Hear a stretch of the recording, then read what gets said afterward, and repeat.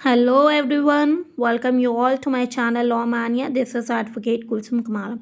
आज की वीडियो में हम एलएलएम फर्स्ट सेमेस्टर पेपर 4 का एक इम्पॉर्टेंट टॉपिक डिस्कस करने वाले हैं जो कि है आपका लेक्चर मेथड।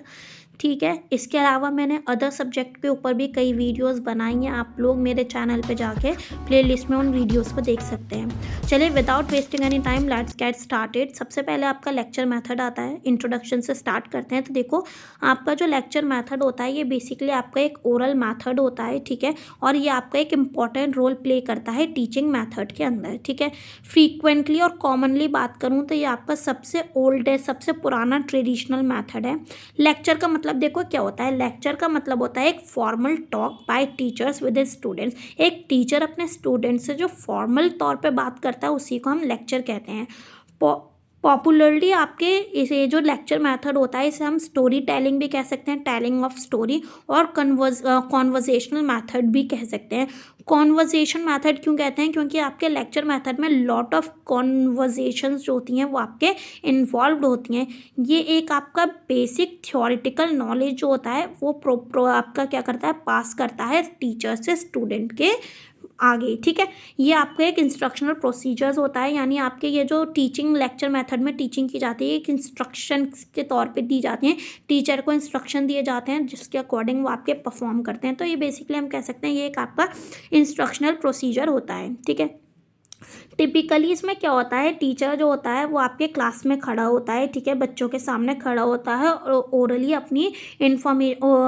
अपनी जो इन्फॉर्मेशन होती है या फिर अपनी जो भी नॉलेज होता है टॉपिक के रिगार्डिंग वो अपने स्टूडेंट्स को कन्वे करता है। ठीक है, और आपके मोस्ट इस मेथड में बात करूँ तो टीचर्स होते हैं ना वो आपके स्टूडेंट्स के साथ जो है वो फैमिलियर हो जाते हैं। अच्छा मेथड माना जाता है आपके एजुकेशन के लिए। ठीक है, अपने थॉट्स को कन्वे करने के लिए। ठीक है, आपका जो लेक्चर मेथड होता है ये आपका यूज़फुल होता है लीगल एजुकेशन के लिए। जब आप एक्सप्लेन करते हो कुछ डिफ़िकल्ट डॉक्ट्राइंस, कंट्रोवर्शियल टॉपिक्स या कुछ टेक्निकल वर्ड्स या लीगल मैक्सिम्स को कन्वे करने के लिए, एक्सप्लेन करने के लिए आपके लीगल एजुकेशन में लेक्चर मेथड को काफ़ी ज़्यादा यूज़फुल माना जाता है। ठीक है, यहाँ पे एलएम से मतलब आपका लेक्चर मेथड है। ये जो एलएम है ये आपका लेक्चर मेथड है। ठीक है, आपका लेक्चर मेथड जो होता है उसे यूज़ किया जाता है रेलिवेंट बैकग्राउंड प्रोवाइड करवाने के लिए। जब आप किसी टॉपिक को स्टार्ट करते हो तो देखो, जब आप किसी टॉपिक को स्टार्ट करते हो तो सबसे पहले आप इंट्रोडक्शन से स्टार्ट करते हो, ओरिजिन, बैकग्राउंड, इस्टेब्लिशमेंट बताते हो। तो बेसिकली कह सकते हैं कि लेक्चर मेथड जब हम करते हैं तो हम आपके इसी तरीके से अपने आंसर को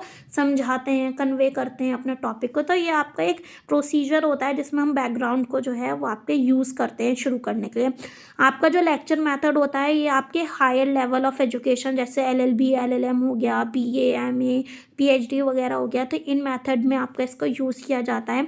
और लेक्चर मेथड जो होता है ये आपका सेफली यूज़ किया जाता है आपके use to stimulate interest and mental activity of students की मेंटल एक्टिविटी या फिर उनके इंटरेस्ट को सेफली आपका यूज़ किया जाता है इस मेथड को करके। ठीक है, अब इस मेथड के ऑब्जेक्टिव की बात करूँ तो देखो, आपके लेक्चर मेथड जो है उसे यूज़ किया जाता है as a instrumental procedure to create interest, influence, opinion and impart information के लिए। अब इसका मेन ऑब्जेक्टिव देखो, आपके इन्फॉर्मेशन को कन्वे करना इसका ऑब्जेक्टिव होता है, नॉलेज को सप्लीमेंट करना भी इसका ऑब्जेक्टिव होता है, और आपका जो लेक्चर मेथड होता है ये क्लैरिफाई कर देता है लीगल मैक्सिम को और जो भी अदर टेक्निकल वर्ड्स होते हैं। ये आपके स्टैट्यूट को इंटरप्रेट करना भी इसका ऑब्जेक्टिव होता है, और आपके साथ साथ ये आपके स्टूडेंट के इंटरेस्ट को स्टिमुलेट करता है, और आपके जो लेक्चर मेथड होता है वो एक अंडरस्टैंडेबल लैंग्वेज में हो जाता है।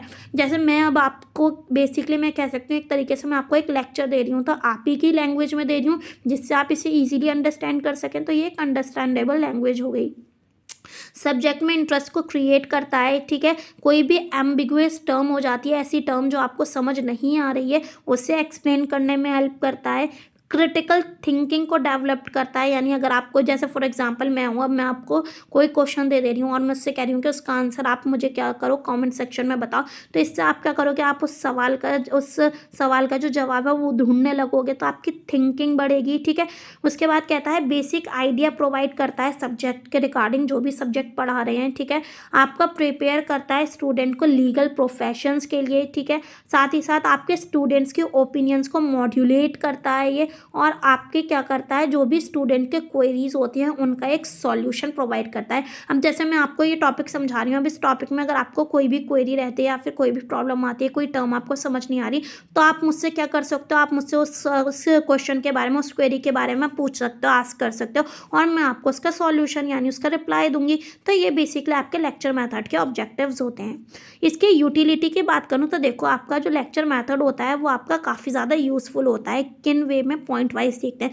सबसे पहला आता है आपका सेविंग ऑफ टाइम, ये आपके टाइम को सेव करता है। देखो, जो लेक्चर मेथड होता है वो आपका यूजफुल होता है क्योंकि इसमें लिमिटेड नंबर ऑफ पीरियड्स होते हैं जो आपके सिलेबस को कवर कर देते हैं। ठीक है, आपके limited numbers of periods available होते हैं जो आपके सिलेबस को कवर कर देते हैं। फॉर एग्जांपल, अगर मुझे कोई सिलेबस कवर करना है तो जो भी कॉलेज होगा वो आपका मैंने बताया था ना, ये आपका एक प्रोसीजर होता है, कि इंस्ट्रक्शनल प्रोसीजर होता है। तो वो मुझे इंस्ट्रक्शन देंगे कि मैडम आपको 8 लेक्चर्स लेने हैं और इन 8 लेक्चर्स के अंदर आपको इस पूरे सिलेबस को ख़त्म कर देना है। तो ये आपका यूज़फुल होता है एक लिमिटेड नंबर ऑफ पीरियड्स के लिए। ज़रूरी नहीं है आपको पूरे साल, पूरे महीने, ठीक है, आपको लेक्चर्स देने नहीं है। आपको एक लिमिटेड नंबर ऑफ दे दिया जाएगा कि आपके इतने लेक्चर्स लगेंगे, इतने लेक्चर्स में आपको सिलेबस खत्म करना है। ठीक है, टीचर जो है वो आपका सिलेबस कवर कर देता है अपने प्रिस्क्राइब टाइम में, जो भी आपको उसको दिया जाता है लेक्चर मेथड को यूज़ करते हुए। जहाँ पे लार्ज नंबर ऑफ स्टूडेंट होते हैं क्लास में, तो वहाँ पे लेक्चर मेथड जो होता है वो काफ़ी ज़्यादा यूज़फुल होता है। नंबर सेकंड पॉइंट जो आता है वो आपका सेविंग ऑफ एनर्जी आता है। ये एनर्जी को भी सेव करता है। देखो, legal education facts are not clear to student their textbook. अब क्या होता है, लीगल एजुकेशन में बात करूँ तो कई सारी लीगल टर्म्स और फैक्ट्स होते हैं जो कि आपके बुक से क्लियर नहीं होते। तो उनकी क्लैरिफिकेशंस के लिए या उन इश्यूज़ को क्लियर करने के लिए स्टूडेंट्स जो है वो अपनी काफ़ी ज़्यादा एनर्जी जो है वो आपके क्या कर देते हैं, स्पेंड कर देते हैं। लेकिन आपके लेक्चर मेथड के थ्रू आपके उन स्टूडेंट्स की एनर्जी जो है वो आपकी सेव हो जाती है, क्योंकि वो डायरेक्टली आपके अपने लेक्चरर से, अपने टीचर से उस क्वेरी को, उस टर्म को आपका क्लियर कर सकते हैं। नंबर थर्ड जो आता है वो आपके मिनिमम रिसोर्सेज आता है। देखो, मिनिमम रिसोर्सेज ये कहता है कि स्टूडेंट को क्या होता है, टीचर जो होता है वो आपके एक रेडीमेड नॉलेज जो है वो प्रोवाइड कर देता है। अब आपके स्टूडेंट को 10 तरीके की बुक्स या 10 तरीके के वेबसाइट, यूट्यूब छानने की ज़रूरत नहीं होती।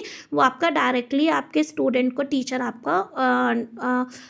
टीचर जो है वो आपका रेडीमेड नॉलेज प्रोवाइड कर देता है कि जी लेक्चर मेथड ये होता है, ये होता है। जैसे मैं आपको एक रेडीमेड नॉलेज प्रोवाइड कर दे रही हूँ, अब आपको मेरी कंफर्मेशन के लिए 10 जगह वेबसाइट या बुक को नहीं छानना पड़ेगा। जो मैं कह रही हूँ वो सही है। ठीक है, फोर्थ कहता है कि ये इजी टू अंडरस्टैंड होता है। देखो, स्पोकिंग वो जो आप बोलते हो ना, कभी कभी क्या होता है, आप लिखा हुआ नहीं समझ पाते, लेकिन जो आप बोलते हो उससे आप इजीली समझ लेते हो। तो जो स्पोकिंग वर्ड्स होते हैं ये इफेक्टिव होते हैं प्रिंटेड से ज़्यादा। ठीक है, तो टीचर की जो टोन होती है, जेस्चर होता है, वो आपके स्टूडेंट को ईजी कर देता है और हेल्पफुल कर देता है उन्हें आपके उस टॉपिक को समझने के लिए। तो बेसिकली आपकी जो इन्फॉर्मेशन होती है वो डायरेक्टली क्या हो जाती है, कन्वे हो जाती है और वो अंडरस्टैंडिंग को जनरेट कर देती है। फिफ्थ पॉइंट कहता है कि introductions and summarising subject matter. अब क्या होता है, लेक्चर मेथड जब स्टार्ट होता है तो आप इंट्रोडक्शन देते हो और आपके लास्ट में जो भी आपका सब्जेक्ट होता है या जो भी टॉपिक होता है उसे समराइज यानी समरी वे में आप बता देते हो। आप पूरी की पूरी किताब नहीं पढ़ते, आप उसे एक स्टोरी में करके बता देते हो। तो आपका लेक्चर मेथड का सबसे मेन असेंशियल यही होता है कि आप इसे एज अ इंट्रोडक्शन यूज़ करते हो, अपने टॉपिक को इंट्रोड्यूस करते हो और आपके at the end of the lecture आप उसे समराइज करके समझा देते हो। सिक्स्थ आता है सिंप्लीफाइड टेक्निकली। देखो, ये कहता है कि अगर सब्जेक्ट कॉम्प्लिकेटेड है तो टीचर जो है वो आपके स्टूडेंट को उसे सिंप्लीफाई करके बता देता है। सेवंथ आपका कहता है कि ये आपका एक बैकग्राउंड प्रोवाइड कर देता है। देखो, असेंशियल होता है कि आप किसी भी टॉपिक को जब पढ़ाते हो तो आप उसका एक रेलिवेंट बैकग्राउंड प्रोवाइड करो, स्पेशली ऐसे टॉपिक को जो आपके स्टूडेंट्स के लिए न्यू है या फिर डिफ़िकल्ट है। तो टीचर जो होता है वो टॉपिक के रिगार्डिंग तरीके का हिंट प्रोवाइड कर देता है स्टूडेंट को, ताकि वो उसे ईजिली अंडरस्टैंड कर सके।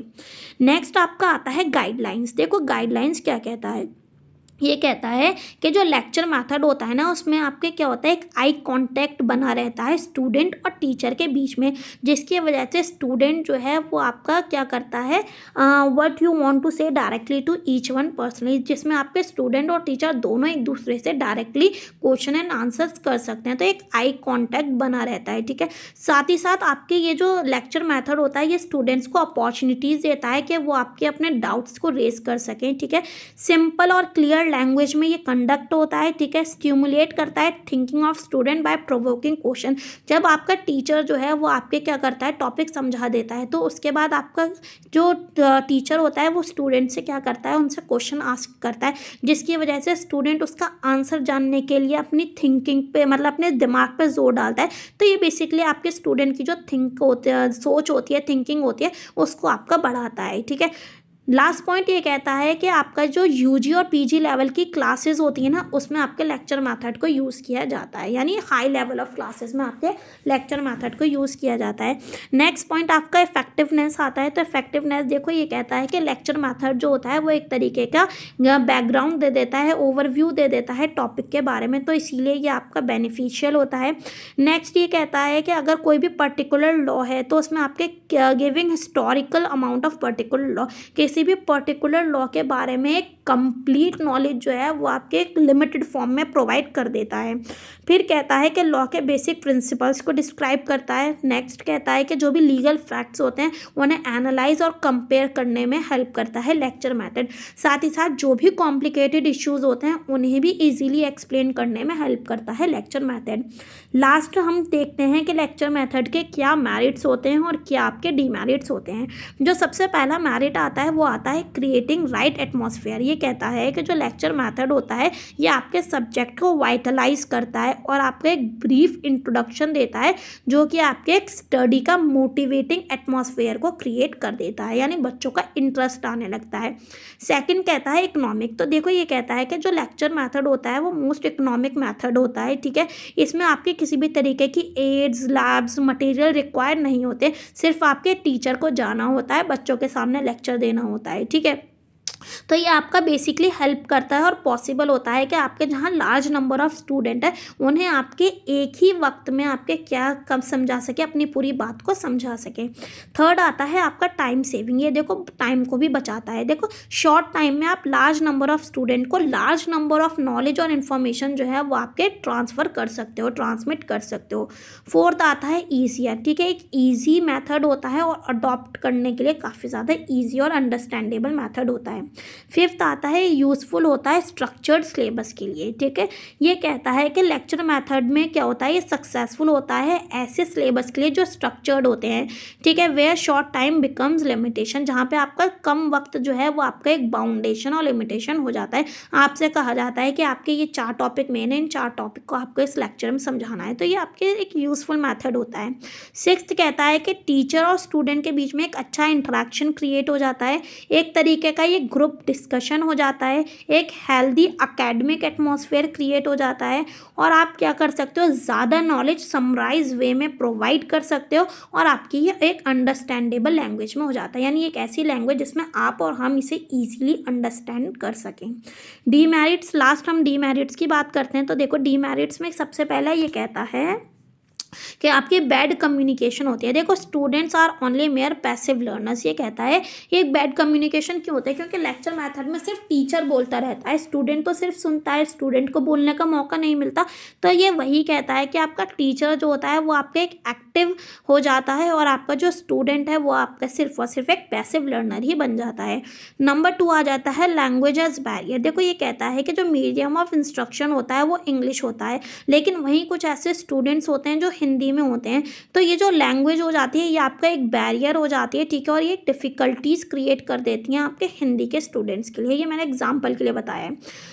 नेक्स्ट आता है आपका heavy teaching load on teacher. अब आपके क्या होता है कि लेस नंबर ऑफ टीचर होते हैं और मोर नंबर ऑफ सब्जेक्ट होते हैं, तो एक तरीके से टीचर के ऊपर बहुत ज़्यादा लोड आ जाता है और टीचर जो होता है वो आपका क्या करता है, एक लॉन्ग पीरियड के लिए कॉन्टीन्यूसली वो पढ़ाता रहता है, जिससे आपके टीचर की कैपेसिटी को अफेक्ट होता है और आपके ज़्यादा लेक्चर लेने की वजह से भी आपके वो क्या करता है, वो आपका क्लियरली अपने टॉपिक को कन्वे नहीं कर पाता है।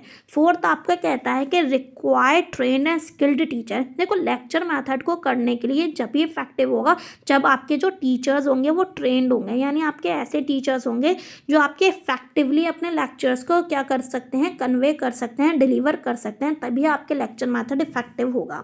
फिफ्थ आता है not useful for practical subjects, ठीक है। ये कहता है not useful for practical subjects, ठीक है। जो प्रैक्टिकल सब्जेक्ट होते हैं यानी ऐसे सब्जेक्ट जिनको आपको फील्ड पे जाना है, जो प्रैक्टिकल्स होते हैं जैसे लेबोरेटरीज वगैरह के प्रैक्टिकल्स होते हैं। तो अगर लीगल एजुकेशन की बात करूँ तो आपके लिए लेक्चर मेथड जो होता है वो उसके लिए बिल्कुल भी फ़ायदेमंद नहीं होता, क्योंकि लेक्चर मेथड सिर्फ और सिर्फ एक कमरे की 4 दीवारियों के बीच हो सकता है। वहीं जो आपके प्रैक्टिकल सब्जेक्ट्स होते हैं वो आपके बाहर जाके होते हैं, प्रैक्टिकली परफॉर्म करके होते हैं।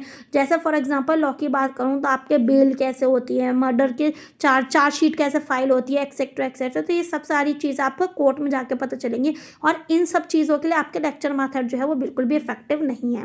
लास्ट कहता है कि सूटेबल नहीं होते हर स्टूडेंट के लिए। फिर कहता है कि आपका कोई डिफरेंट वे इसमें यूज़ नहीं किया जाता, सिर्फ लेक्चर ही यूज़ किया जाता है। और समटाइम ये आपका एक वन वे कम्युनिकेशन हो जाता है, यानी कभी कभी सिर्फ आपके टीचर ही बोलता रहता है, स्टूडेंट की तरफ से कोई रिस्पॉन्स नहीं आता। तो ये एक वन वे कम्युनिकेशन हो जाता है। तो आई होप आपको ये टॉपिक क्लियर होगा। कोई भी डाउट है या फिर कोई भी प्रॉब्लम आती है तो आप मुझे बता सकते हैं। मैं कोशिश कर रही हूँ कि मैं एक एक करके सारी वीडियोस अपलोड करती रहूँ, ठीक है। कोई भी डाउट हो तो आप मुझे कमेंट सेक्शन में बता सकते हैं। उसके अलावा अगर आपको मेरे नोट्स को बाय करना है तो आप मेरे नोट्स को बाय भी कर सकते हैं। जो भी प्राइस एंड अदर डिटेल्स हैं उसके लिए आप मुझे मेरे इंस्टाग्राम अकाउंट में मैसेज कर सकते हैं या कमेंट सेक्शन में पूछ सकते हैं। Okay, bye.